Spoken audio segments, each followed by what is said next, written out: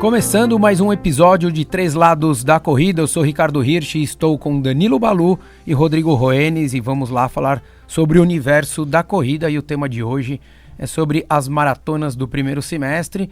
Recentemente aconteceu a maratona de Porto Alegre, estive lá, Balu, acho que já esteve lá, Balu, ou não? Porto Alegre, sim. Oh? Por 2 vezes. Não visitando não, a cidade. Literalmente na prova. Legal. Ele correu de legging, né? Porto Alegre. Mas é verdade. E uma polaina também ou não? Eu não sei. Não, e aquela mancha de sal, né, que é a característica. Para entrar, óbvio, não. Reposição de sal e tudo mais, né? Vamos lá, a gente vai falar um pouquinho das maratonas, né? Teve São Paulo agora em abril, teve Porto Alegre agora em maio e no final, daqui a pouco, a gente vai ter a maratona do Rio de Janeiro também.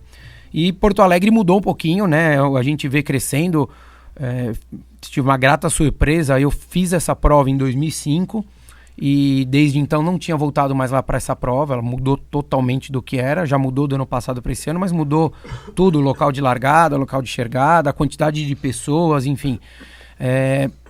Uma grata surpresa que eu tive foi que praticamente quase 12 mil pessoas, pelo menos foi o que a organização passou ali pra gente. Aquela coisa legal para você atrair mais gente para participar. Então 7 km, 7,5 correndo, 21 e a própria maratona, mas muita gente participando. Então foi uma coisa bem legal. Esse ano foi melhor, o ano passado foi aquele ano super turbulento que estava frio, chovendo. Isso, frio e chuva. Foi um ano bem complicado. Principalmente para aquelas pessoas que estavam querendo o ano passado ir lá para pegar vaga para Boston, que virou Porto Alegre, acho que virou a queridinha aí de quem quer tempo. Que querem correr, dos brasileiros que querem correr rápido em território brasileiro, Porto Alegre é uma super opção. Acho que só fica atrás de Buenos Aires, que tá quase tão brasileira quanto Porto Alegre, né? Apesar que esse ano eu vi que estava fechado o tempo, mas eu não sei se choveu em algum momento na prova. Não, choveu antes, choveu durante a noite, então vários trechos do percurso com poça e tal. Eu tive corredor que eu oriento que chegou acho que na quinta ou sexta-feira e falou que não... acho que na sexta-feira não parou de chover, ele falou. Isso, sexta-feira. A gente não conseguiu treinar, porque eles iam fazer ali 25 minutos. Eles não conseguiram correr na sexta, tanto é que ele fez na esteira, porque ele tava com medo de ir na chuva e ficar resfriado e tal. Falou, vou ficar no hotel. Eu falei, fica no hotel então. Não, e tava frio, a gente não tava um frio muito do sul, né, a gente não pode nem reclamar, porque acho que tava 17, 18 graus, mas sexta-feira chovendo direto, sábado ficou um pouquinho mais ou menos. No domingo a previsão era até um pouco melhor, era um pouco mais aberto, mas não abriu tanto, enfim. E, cara, uma prova que, assim, eu achei bem legal, bastante gente fazendo. Organização precisa acertar, teve que mudar o percurso, não sei se por conta da prefeitura, a gente vai falar isso em outros episódios aí, que pra gente ajustar, né, pra quem vai organizar a prova, não é tão simples, o organizador ele não escolhe, né, Balu, você já trabalhou desse lado também, ele simplesmente não escolhe, né, ou fala, eu quero passar em tal rua.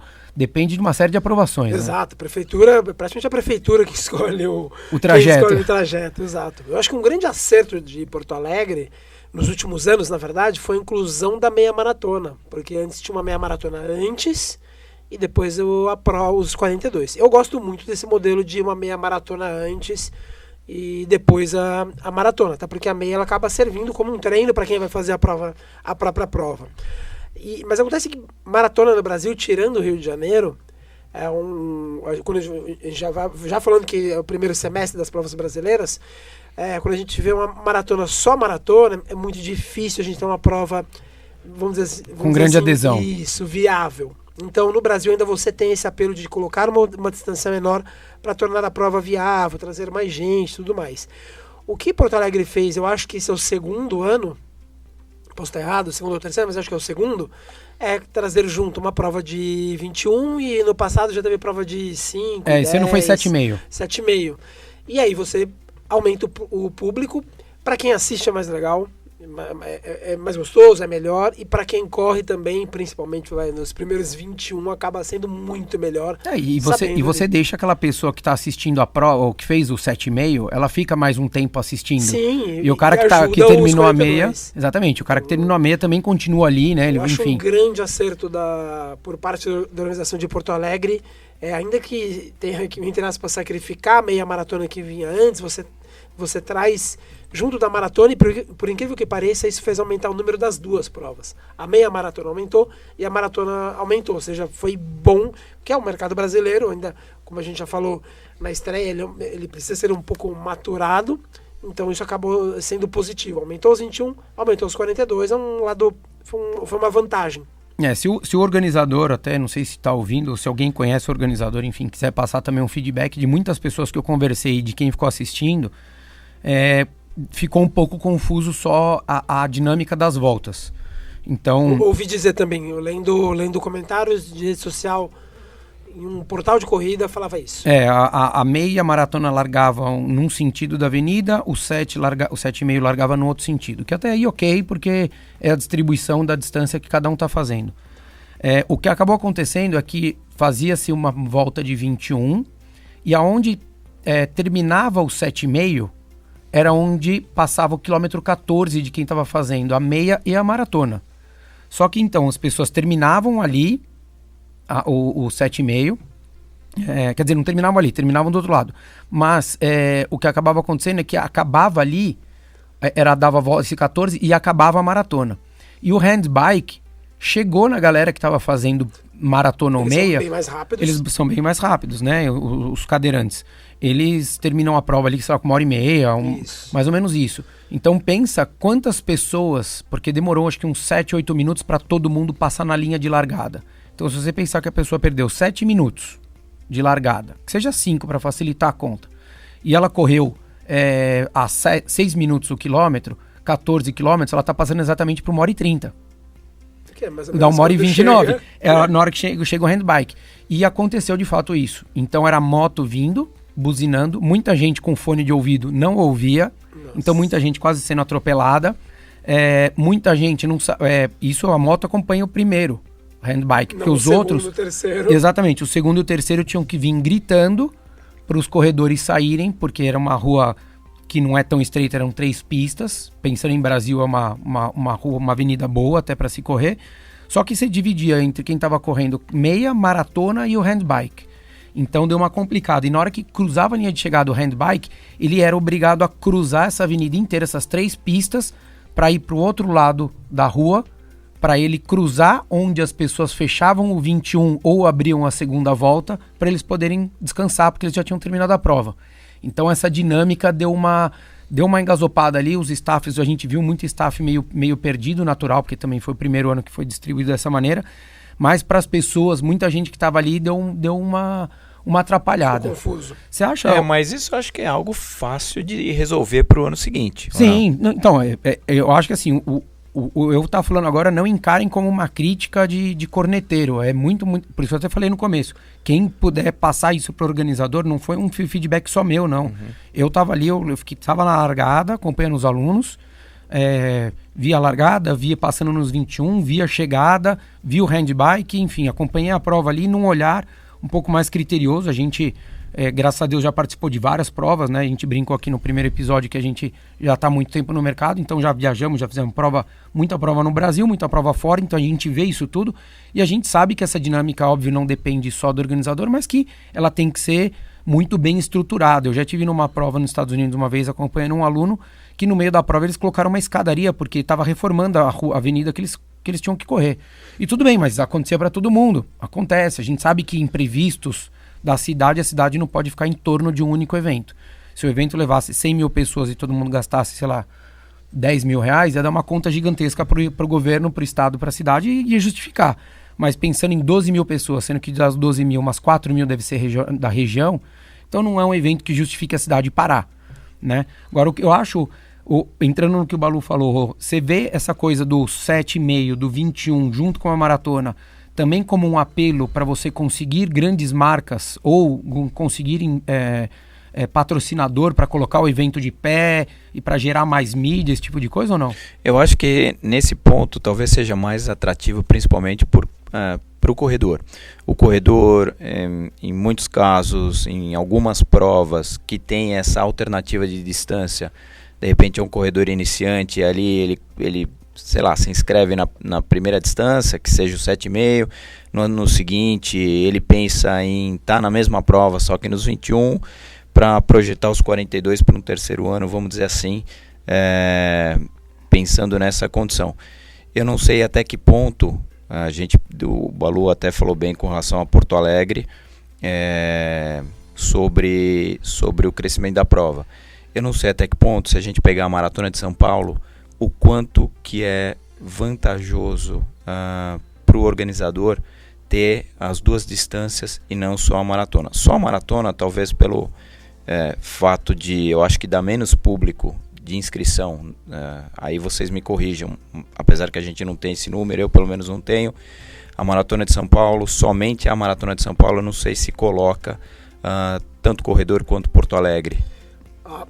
A de São Paulo, do primeiro semestre, da ESCOM, ela tem, vamos falar em concluintes, ela tem por volta de 4.000 concluintes nos 42. Deve largar perto de 4.500, 5.000 mais ou menos. Porto Alegre, 3.000. Né? Então é nessa margem. Né? Então, por volta de 4.000 São Paulo, por volta de 3.000 Porto Alegre. Obviamente o público local também faz a diferença nesse sentido. Se a gente for considerar Rio de Janeiro, que está acontecendo, acho que daqui 2 semanas, eles já têm aquela condição do desafio, e antes eram as provas individuais, ainda assim... o desafio, para quem não sabe, é a meia no sábado e a maratona no domingo. Exato. E individualmente, lá, Balu, se a gente comparar com São Paulo, também é um número maior? Não é bem maior. O ano passado foi, acho que o ano recorde, acho que foram 9.000 concluintes nos 42. O Rio de Janeiro, ano passado, passou a ser a maior maratona da América do Sul. Mas o que eu acho interessante, Balu... De inscritos ou de concluintes? De concluintes. Ultrapassou Buenos Aires. Hoje acontece numa condição diferente, porque você, Exato. Com relação ao desafio, sábado os 21, domingo a maratona. Quando não existia o desafio e ambas as provas eram no domingo, o formato que eles utilizavam para mim era interessante, porque você tinha ali um gap de 1 hora entre, a partir do momento que largava a meia, que eu acho que era 6h30 da manhã. Era 30 minutos. 30 minutos. Exato. Mas, pelo menos as vezes que eu corri lá, eu não tive nenhum tipo de, vamos dizer assim, congestionamento com relação a você alcançar o pessoal da meia maratona.